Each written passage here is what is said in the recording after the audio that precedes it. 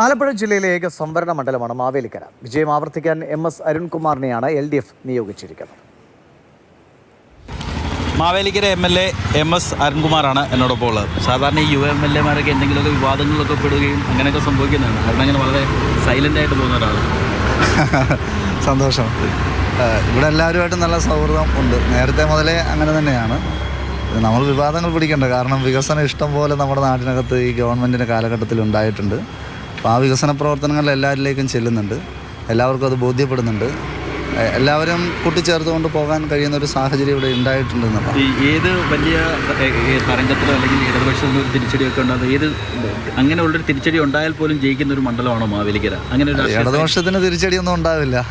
കാരണം ഇടതുപക്ഷ ജനാധിപത്യ മുന്നണിയുടെ ഗവൺമെൻറ് കഴിഞ്ഞ 10 വർഷക്കാലമായി കേരളത്തിൽ അധികാരത്തിലിരിക്കുമ്പോൾ നാടിനാവശ്യമായിട്ടുള്ള ജനക്ഷേമ വികസന പ്രവർത്തനങ്ങളാണ് നടത്തിയിട്ടുള്ളത്.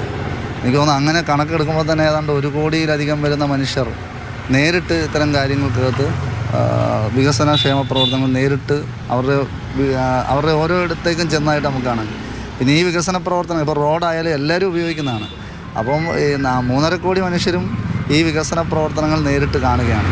അപ്പോൾ ഒരു കാരണവശാലും ഒരു തിരിച്ചടിയും കേരളത്തിൽ ഇടതുപക്ഷത്തിന് ഏത് രാഷ്ട്രീയ സാഹചര്യത്തിലും ജയിക്കാൻ പറ്റുന്നൊരു മണ്ഡലമാണോ?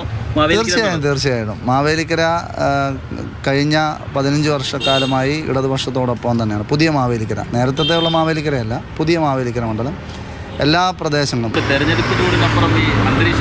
അന്തരീക്ഷത്തിൻ്റെ ചൂട് ഇത്തിരി കൂടുതലാണ്. നമ്മളൊക്കെ ഒന്ന് മനസ്സ് വെക്കേണ്ട, ഈ ചൂട് കുറയ്ക്കാൻ കഴിയുന്നതിൽ നമ്മളെല്ലാം മനസ്സ് വെക്കേണ്ടവരാണ്.